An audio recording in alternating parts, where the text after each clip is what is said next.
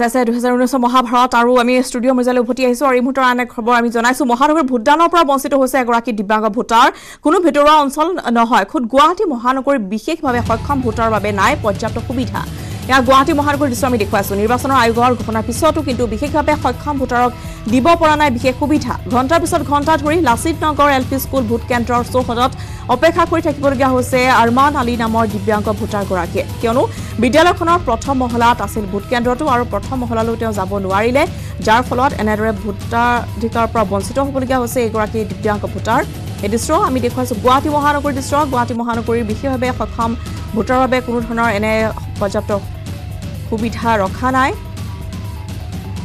যাৰ বাবে এই সুবিধাৰ পৰা বঞ্চিত হৈছে তেওঁ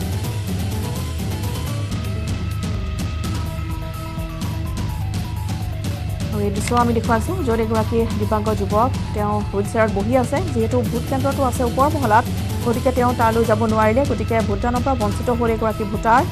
গুৱাহাটী মহানগৰীৰ দৃশ্য আমি দেখুৱাইছো কোনো ভিতৰুৱা অঞ্চলৰ দৃশ্য নহয় দক্ষিণ শৰণীয়া প্ৰাথমিক বিদ্যালয় এইটো ভোট কেন্দ্ৰ য'ত এনেদৰে ভোটাৰ দীঘলীয়া শাৰী দেখিবলৈ পোৱা গৈছে দিব্যাংগ এগৰাকী ভোটাৰ তেওঁ আহিছিল ভোটাধিকাৰ সাব্যস্ত কৰিবলৈ কিন্তু ভোটদানৰ পৰা এনেদৰে তেওঁ বঞ্চিত হ'বলগীয়া হৈছে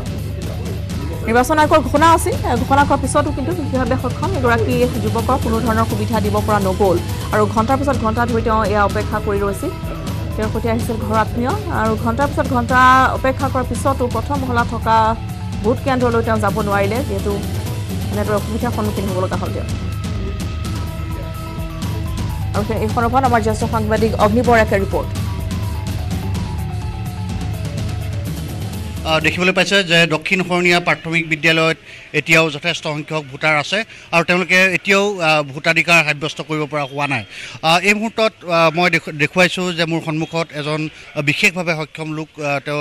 বহি আছে প্ৰায় 1.5 ঘণ্টামান সময় ধৰি তেওঁ ইয়াত আছে বুলি স্থানীয় লোকসকলে জানিবলৈ দিছে কিন্তু কথাটো হ'ল এইবাৰ নিৰ্বাচন আয়োগৰ আটাইতকৈ ডাঙৰ যিটো তেওঁলোকে থিম হিচাপে লৈছিল যে বিশেষভাৱে সক্ষম লোকসকলক যাতে তেওঁলোকে ভোট দিব পাৰে এই এনেকুৱা ধৰণৰ কথাবোৰ তেওঁলোকে উনুকিয়াই দিছিল আৰু ব্যাপক প্ৰচাৰ সাধাৰণতে তেওঁলোকে চলাইছিল নিৰ্বাচন আয়োগে কিন্তু মই দেখিবলৈ পাইছোঁ মোৰ সন্মুখত যিজন লোক আছে তেওঁ প্ৰায় 1.5 ঘণ্টামান ধৰি ইয়াত আছে বুলি কৈছে আৰু তেওঁ এতিয়াও তেওঁ ভোটদান সাব্যস্ত কৰিব পৰা হোৱা নাই এতিয়াও ভোটটো দিব পৰা নাই এতিয়ালৈ 1.5 ঘণ্টা হ'ল এতিয়া প্ৰশাসনখনৰ পৰা এডিশ্যনেল ডেপুটি কমিশ্যনাৰ আহিছে আৰু কোনোবা আহিছে তেওঁলোকে এতিয়া কি ব্যৱস্থা লয় সেইটোৱে ৰৈ আছোঁ আপুনি চাওক 1.5 ঘণ্টাৰ পৰা ইয়াত বহি আছোঁ আপুনি খোৱা পানীৰ ব্যৱস্থা আছে না বাথৰুমৰ ব্যৱস্থা আছে আপুনি কিন্তু এইখিনি গোটেইখিনি গাইডলাইনছত দিয়া আছে আটাইতকৈ দুখজনক কথা এইবাৰ চৰকাৰে বা নিৰ্বাচন আয়োগে যিটো থিম লৈছিল বিশেষভাৱে সক্ষম লোকসকলক ভোটদান সাব্যস্ত কৰাৰ কথা কৈছিল কিন্তু আপোনাৰ লগত গুৱাহাটীতে এনেকুৱা ধৰণৰ তাকে খুব এইখিনিতে বুজা যায় কি আৰু কৰিব লগা বহুত আছে আৰু সদায় মানুহ যদি বিকলাংগ মানুহৰ বিষয়টো এটা দয়াৰ পাত্ৰ আৰু এটা কৰোণা আৰু মানুহৰ দয়া কৰিম বুলি যদি আপুনি লয় কেতিয়াও যদি ডেভেলপমেণ্টৰ যদি অংশীদাৰ হ'ব নোৱাৰে বিকলাংগ মানুহ তেতিয়ালৈ এনেকৈ সমস্যা কেতিয়াও সমাধান নহ'ব আৰু বিশেষকৈ পলিটিকেল পাৰ্টিসকল তেওঁলোকে মই নাভাবোঁ কি বিকলাংগ মানুহৰ ভোটখিনি কিমান গুৰুত্ব দিয়ে গুৰুত্ব এইবাৰ প্ৰথমৰ বাৰৰ কাৰণে এইবাৰ থিম আছে বুলি ক'লে হয়তো অহাবাৰ হয়তো এইটো থিম নাথাকিব পাৰে কিন্তু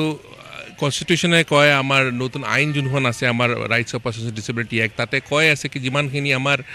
ইলেকশ্যনৰ প্ৰচেছটো এইটো গোটেইখিনি ডিছেবল ফ্ৰেণ্ডলি হ'ব লাগে কিমানখিনি সঁচা হয় এইটো আৰু আপোনালোকে নিজে দেখা পাই আছে মই অকল নহয় ইয়াতে বেলেগ মানুহো আছে আৰু ৰাতিপুৱাৰ পৰা দেখা পাই আছোঁ কাৰোবাৰ শ্লিপ ডিস্ক আছে কোনোবা হুইল চেয়াৰ আছে সকলোৱে কিন্তু মানুহ দাঙি নি পেলাই আপুনি ভোট দিব নাহেতো মানুহে সেইটো এটা এক্সাম্পল নহয়তো সেইটো আপুনি আৰু মই ৰাতিপুৱাৰ পৰা মই এটা মেলা এটা হৈ আছোঁ মানুহ ওচৰে পাছৰে আহি ৰখি মোকে চাই আছে কি দৰকাৰ পৰিছে মোক মই ভোটটো দি যাব লাগিছিলে মই কিয় 1.5 ঘণ্টা ৰখিব লাগে নামটো মোৰ নাম আৰমান আলী মই এক্সিকিউটিভ ডাইৰেক্টৰ NCPDP খুব দুখজনক কথা ইতিমধ্যে আপোনালোকে দেখিবলৈ পাইছে হয় অগ্নিবৰ ধন্যবাদ জনাইছোঁ আৰমান আলী এগৰাকী দিব্যাংগ ভোটাৰ তেওঁ আচলতে